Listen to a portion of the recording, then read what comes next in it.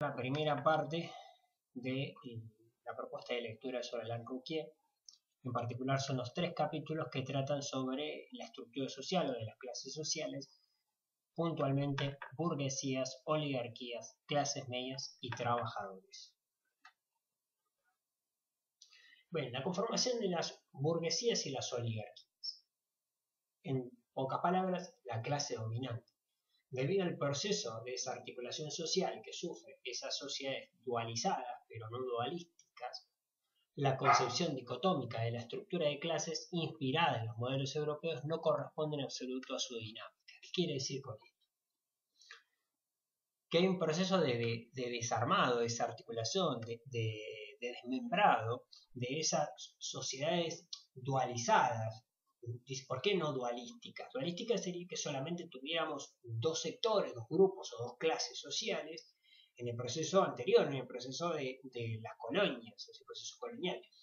Sin embargo, no eran 2 grupos, clases o sectores sociales, sino que eran numerosos, ya lo vimos, o sea, teníamos indígenas, hispano-criollos pobres, teníamos peninsulares, teníamos esclavos libertos, pardos, todo un crisol de diferentes castas, y esas castas que tendían a armarse en torno a dominadores y dominados, sin embargo, eran bastante más variopintas. Sin embargo, esa estructura social se desarticula, y la desarticulación de esas sociedades, la nueva sociedad, digamos, no responde a la estructura de los modelos europeos, porque básicamente tiene una estructura de clases completamente distinta. Por eso lo que nosotros quisiéramos buscar desde los modelos europeos en Latinoamérica es difícil de encontrarlo, no se condice con la realidad. Entonces dice, teóricamente se puede distinguir las naciones donde los grupos económicos locales tienen en sus manos las palancas de mando de la economía y controlan el salario nacional, entre comillas, de las economías de enclave, donde el principal producto de exportación es explotado por empresas extranjeras. Esta distinción es de importancia capital para evaluar la fuerza de las clases superiores y el control que ejercen sobre el país. ¿Qué quiere decir esto? Que para poder comprender justamente la capacidad de dominación que tienen estas clases dominantes, hay que pensar cuánto controlan, o sea, básicamente cuánto manejan esas palancas de mando de la economía. En aquellas sociedades donde, por ejemplo, las economías de enclave, los sectores que controlan las palancas de la economía son los sectores que controlan el producto de exportación y por lo general son empresas extranjeras, los sectores de las dominantes nacionales van a estar siempre mediados porque el poder económico realmente no lo tienen ellos, lo tienen las empresas extranjeras. En cambio, aquellas sociedades de economías, por ejemplo, de espacios vacíos, o en otros modelos también que ya vimos con Flammarion Cardoso, la pregunta es cómo construyen esa dominación, esas clases resultantes de esta desarticulación. Justamente al controlar las palancas de esa economía, que ya no es de enclave, que tiene características distintas, tienen una construcción de su poder mucho más sólida, mucho más poderosa y por lo tanto con mayor capacidad de extraer y de dominar a los sectores que están por debajo de ellas. Entonces, en economías de enclave, ¿cómo se organiza, cómo se estructura la sociedad? O sea, en primer lugar, se ha señalado que en las economías de enclave suele producirse una disociación entre las relaciones económicas y las políticas. Cuando los grupos dominantes son empresas extranjeras, los enfrentamientos sociales se producen con ellas. O sea, ¿qué quiere decir esto? Si yo tengo relaciones de producción entre, por ejemplo, los trabajadores de la banana, la empresa exportadora de esa banana, los conflictos más importantes, económicos, las luchas obreras, se van a dar justamente contra la empresa. Pero esa empresa no es nacional, por lo tanto, las situaciones, los problemas económicos, las luchas sociales se van a dar en torno de los trabajadores locales y las empresas extranjeras, mientras que las relaciones políticas, los partidos, el régimen político, está en manos de sujetos que están por fuera de eso.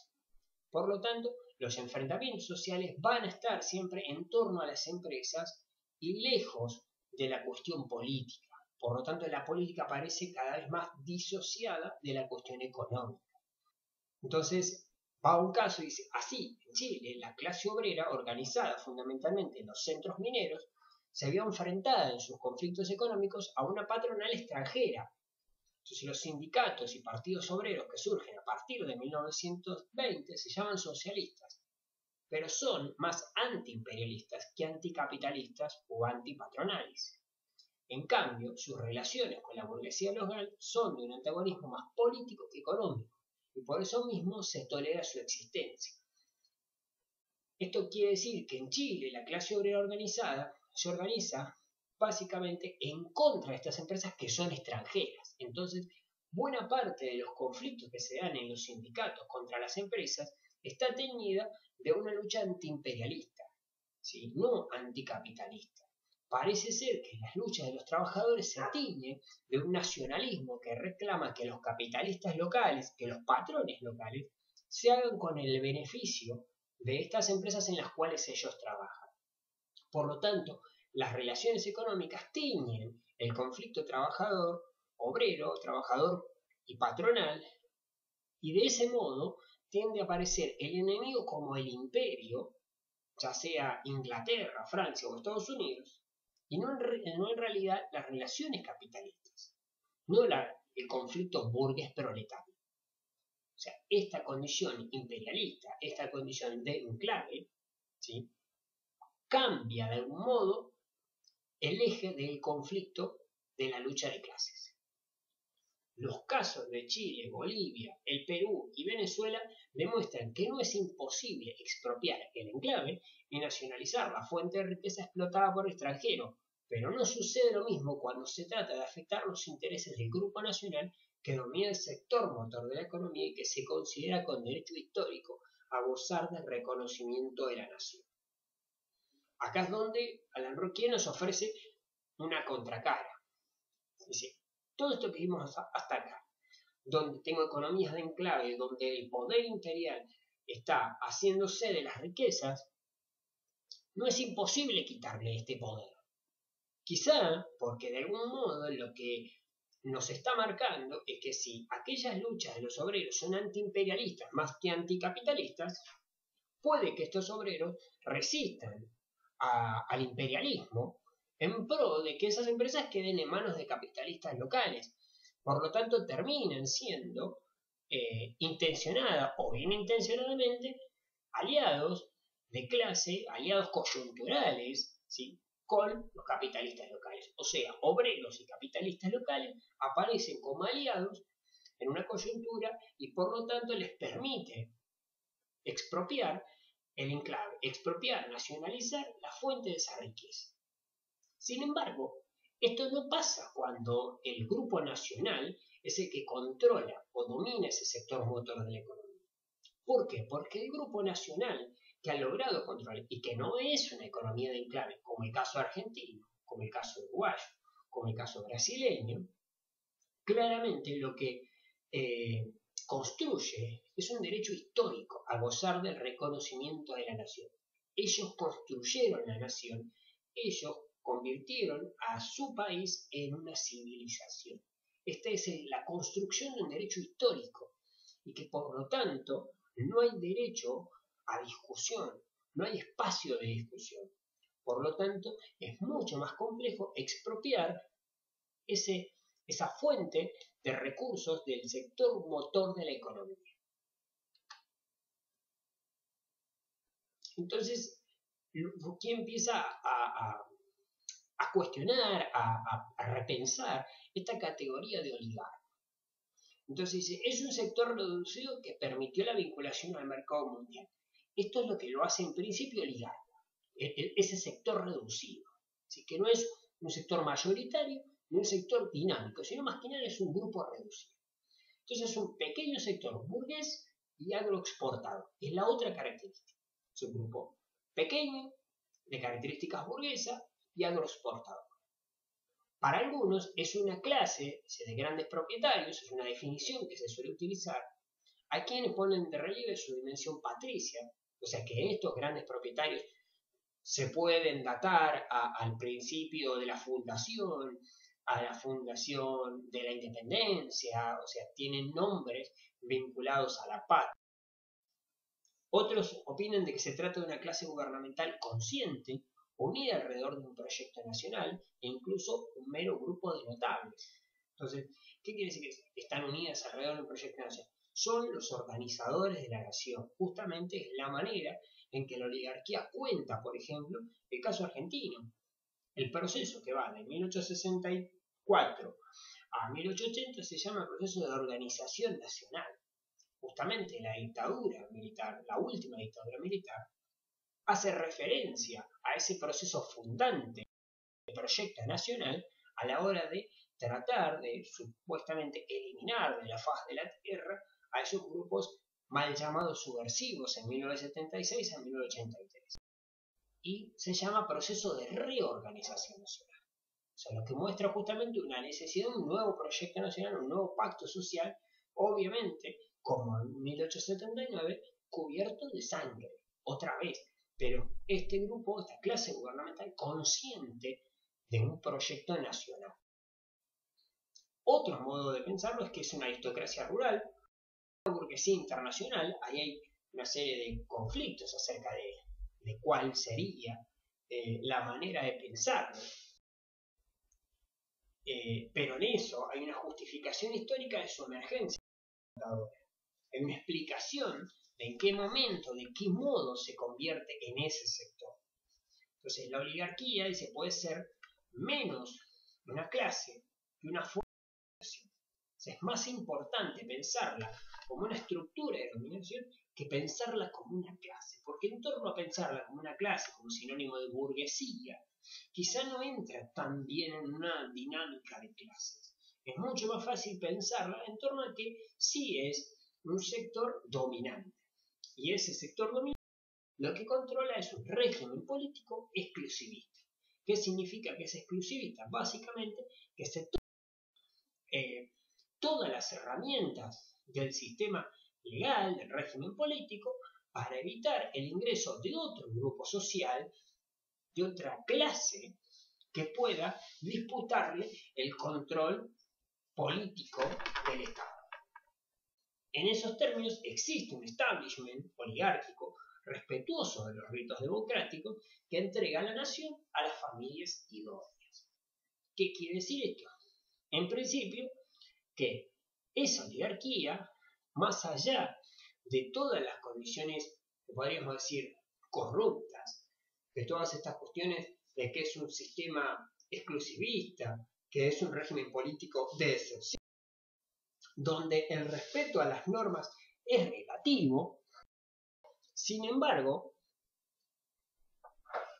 se respetan los ritos democráticos, se generan elecciones, se forman partidos, y las elecciones entregan indiscutiblemente el gobierno a un grupo de familias que son relativamente siempre las mismas. Son las familias idóneas, las capaces de gobernar a la nación. El capítulo siguiente aborda las clases medias. Si el término clase media designa una realidad a grupos de orígenes muy diversos. Entonces, siempre es complejo hablar de clase media porque podría ubicar a muchos grupos dentro de ese sector. Hay tres momentos donde yo puedo identificar la emergencia de la clase media. Uno primero donde se asiste a la aparición de grupos sociales medios y su crecimiento en ciertos países cuando su economía se integra al mercado mundial. Y aparecen pequeños productores. Podríamos llegar a pensar, cuando Argentina se integra al mercado mundial, el sector de los agricultores como integrantes de ese sector medio.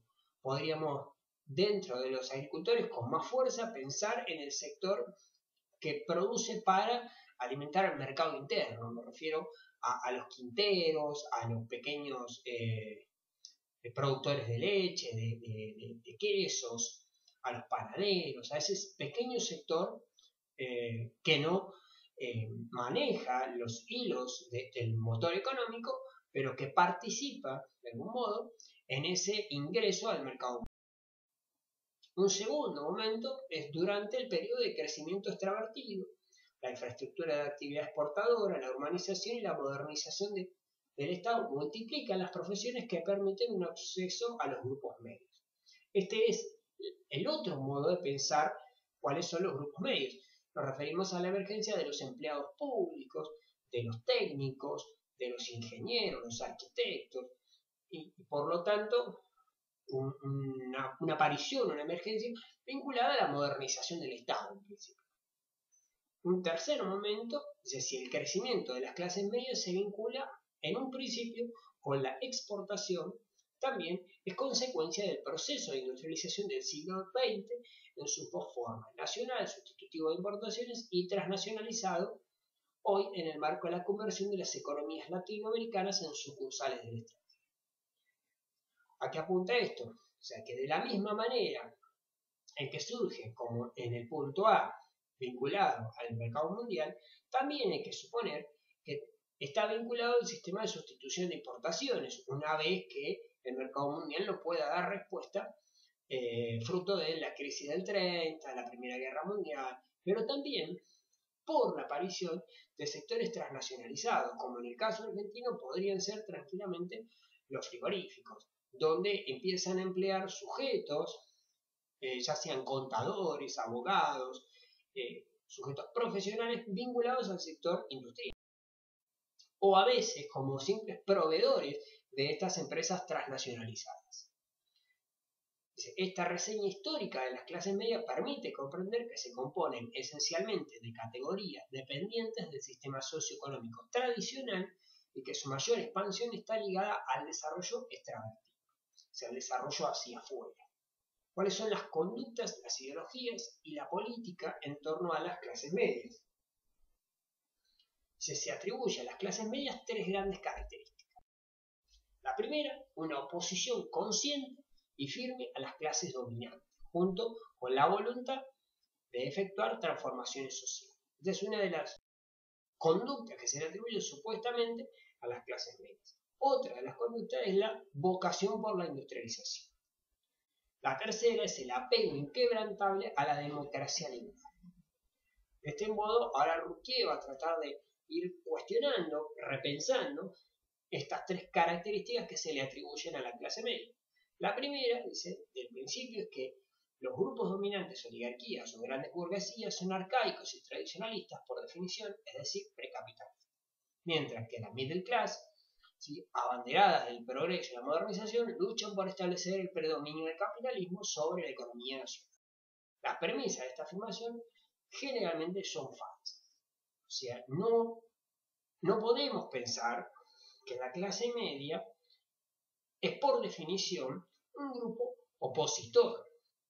¿Por qué? Porque básicamente surge pegado al desarrollo de exportaciones. Por lo tanto, en cierto modo, es parasitaria, es paralela al desarrollo de las exportaciones. Por tanto, no es conscientemente una opositora. Muchas veces es un reflejo de los beneficios. Desde las clases medias y sus representantes parecen preocuparse menos por el desarrollo industrial que por los problemas de distribución del ingreso y de intereses del consumidor. Una de las cuestiones entonces que aparece en la segunda característica que se le otorga a esta vocación industrializadora es cuestionable. La mayoría de las oportunidades donde podemos ver las conductas de la clase media la asociamos más a el derecho a tener sueldos más altos, de poder acceder a bienes distintos que el resto, y entonces aparece más como un consumidor destacado que como un promotor de la industria.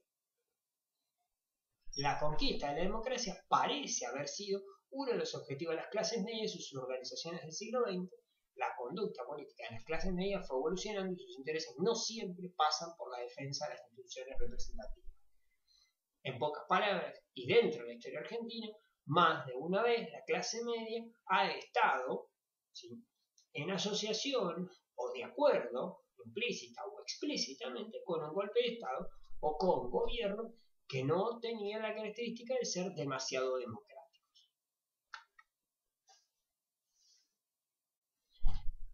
Actitudes políticas y perspectivas sociales de las clases medias. Las clases medias latinoamericanas son mosaicos heteróclitos en grado aún mayor que sus pares europeas. En pocas palabras, las clases medias son mucho más heterogéneas, más mezcladas, con características muy distintas que las europeas, por lo tanto es muy complejo poder comprender cuáles son sus comportamientos generales.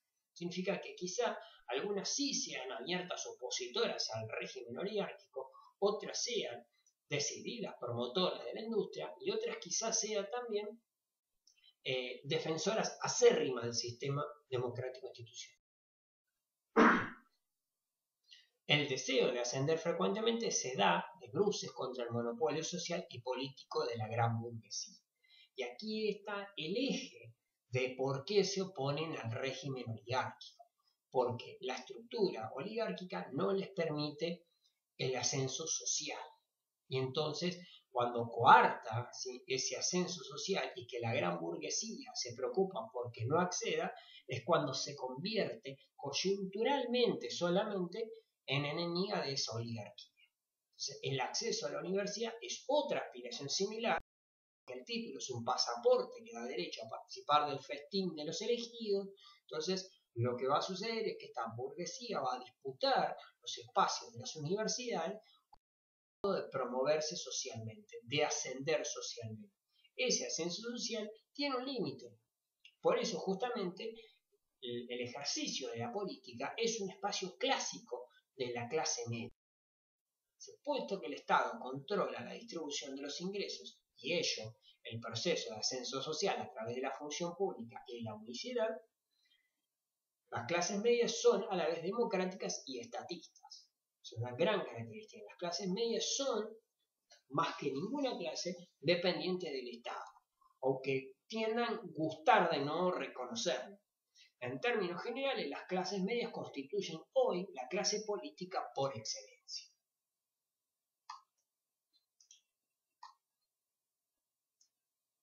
El último capítulo hace referencia a los obreros y al movimiento sindical. Entonces, la aparición de los trabajadores manuales asalariados se produce en función del desarrollo de las economías y principalmente de la actividad exportadora. Antes de ser obreros industriales, los trabajadores latinoamericanos fueron mineros u obreros rurales en plantación. O sea, básicamente hay que poder pensar que el movimiento obrero latinoamericano, a diferencia del europeo, surge muchas veces en sectores económicos no del todo industriales, o podríamos decir agroindustriales, ¿sí?, que de alguna manera hacen algún tipo de elaboración sobre un bien primario. Entonces, el proletariado solo adquiere fuerza numérica cuando comienza la transformación de los productos primarios exportaciones. Posteriormente, la manufactura, al reemplazar el artesano y la importación de bienes, provoca una rápida expansión de la mano de obra industrial. O sea, cuando pasamos de la manufactura a una estructura de características más industriales, lo que yo voy a lograr es una mayor aglomeración de trabajadores y por lo tanto abrir la coyuntura a la organización sindical de estos trabajadores. O sea, a principios del siglo existen tres grandes categorías de trabajadores concentrados que se van a organizar. Por un lado, los asalariados de las plantaciones modernas. Por el otro, los trabajadores del sector de extracción, como el cobre en Chile y el Perú, la plata y el estaño en Bolivia. Por último, los obreros de la industria de elaboración de productos, los ingenios azucareros, los mataderos y frigoríficos y los molinos. O sea, aquellos que le están generando algún nivel de elaboración a un producto primario. Las organizaciones sindicales. El aislamiento beneficia a la organización sindical porque de esa manera es mucho más simple organizarse porque están todos juntos en un espacio aislado, como lo demuestran los sindicatos chilenos de cobre, que están retirados de las ciudades, el peso político de la Central Obrera Boliviana, que está vinculado justamente a la minería, pero su existencia alejada de los centros políticos limita la influencia nacional de estas organizaciones cuando no las obliga a un repliegue corporativo. ¿A qué apunta? Que entonces la organización sindical queda de ese modo casi obligada a solamente dedicarse a una cuestión corporativa, al aumento de sueldo, a las mejores condiciones laborales, y no puede proyectarse nacional y políticamente porque básicamente se encuentra en espacios aislados. Además, la dispersión de la fuerza de trabajo en numerosas empresas de carácter familiar o artesanal, así como establecimientos industriales pequeños, dificulta la formación sindical. Entonces, cuando voy a los espacios industriales, me voy a encontrar con múltiples estructuras industriales de característica casi artesanal, con muy pocos trabajadores y muy dispersas, no espacios concentrados de dinámica industrial, como hoy podríamos identificar el sur de Buenos Aires, el norte, el noroeste de Buenos Aires, Rosario, una parte de Córdoba. Esos sectores concentrados que hoy podemos identificar con cierta facilidad en torno a la cuestión industrial, en ese momento es muy difícil encontrarlo porque vamos a encontrar con pequeños talleres artesanales, cuando buena parte de esos talleres artesanales sus trabajadores son familiares o amigos de familiares, por lo tanto los vínculos son personales, la organización es minúscula, las protestas son mucho más personales. Entonces la primera desde el punto de vista cronológico es el anarquismo. El primer modo de resistencia es el anarquismo. Se produce la oposición dentro del anarquismo entre los sindicalistas revolucionarios y los socialistas libertarios. Diferencias. Dos palabras sobre las diferencias. Los sindicalistas revolucionarios básicamente son anarquistas que creen que la organización básica, esencial del movimiento obrero es el sindicato, que tienen en principio muchísima relevancia. Y por otra parte, los socialistas libertarios, que si bien consideran que el sindicato es el nudo de la organización, el objetivo no son las mejoras de salario, las mejoras de vida, sino que lo más importante para el socialista libertario es realmente la huelga general como motor para la revolución social. La revolución bolchevique comunista provoca en toda América Latina el terror de los poseedores, o sea, de los propietarios, durante el Año Rojo, que sirvió a la gran conmoción soviética, pero los partidos comunistas encuentran ciertas dificultades para surgir, echar raíces y dominar el movimiento sindical.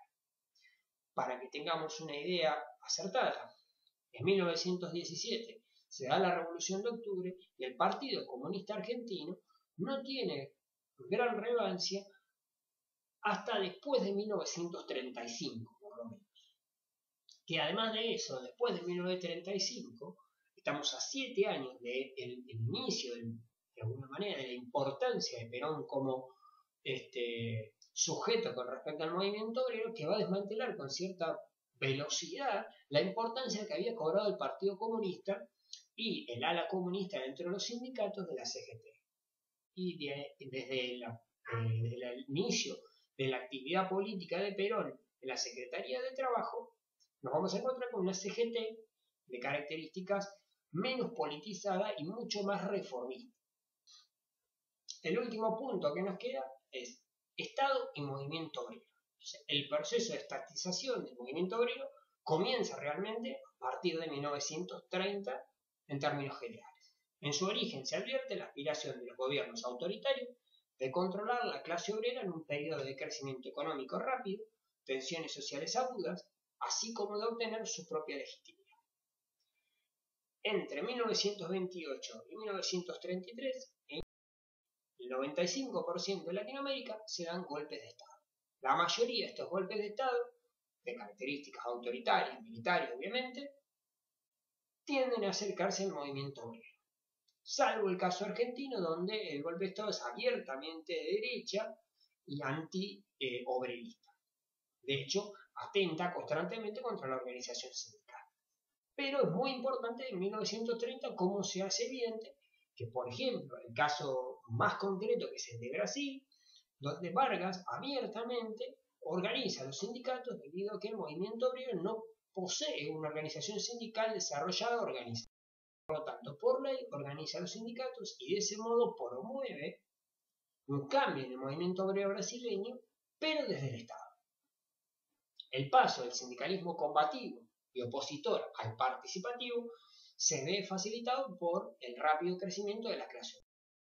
Entonces, los nuevos proletarios, fruto de la industria por sustitución de importaciones que produce la crisis del 30, los trabajadores venidos del campo, carentes de tradición de lucha, o sea, no son anarquistas, no son socialistas, no son comunistas, no han sido contaminados por esas ideologías y se les pueden inculcar una conciencia anticapitalista, mientras que los obreros se presentan, ¿sí? Buscan un ascenso social. Entonces, todos estos nuevos proletarios que vienen del campo a la ciudad a buscar trabajo no traen ideologías propias, no tienen una conciencia anticapitalista, pero además de eso, para ellos ser obrero ya es un ascenso social. No tiene que ver con el ingreso. Estar en la ciudad y tener trabajo para ellos representa un ascenso social. Por lo tanto, automáticamente tienden a no ser combativos dentro del área del sindicalismo. O sea, la aparición de la burocracia sindical más oportunista que combativa, siempre dispuesta a hacer arreglos con la patronal y el Estado, frecuentemente corrupta, que no vacila en recurrir a la violencia pública o privada para mantenerse a la cabeza de las organizaciones. Esas burocracias sindicales van a ir aliándose constantemente con algún sector de la patronal y del Estado, y de ese modo se van a perpetuar en los sindicatos, van a ganar de hecho muchas veces las elecciones. ¿Por qué lo van a hacer? ¿Por qué van a ganar esas elecciones? Porque obtienen, gracias a su cercanía con la patronal y con el Estado, obtienen ciertos beneficios para los trabajadores. Por lo tanto, los trabajadores van a asociar esos beneficios con las virtudes de estos burócratas que gobiernan. Pero lo que va a suceder paulatinamente es el alejamiento de un proyecto político, partidario o de características revolucionarias, anticapitalistas. La burocracia sindical lo que instala es un sindicato que busca reformas, que busca únicamente aumentos de sueldo y de algún modo vender ese capital político de movilización a algún poder político de turno.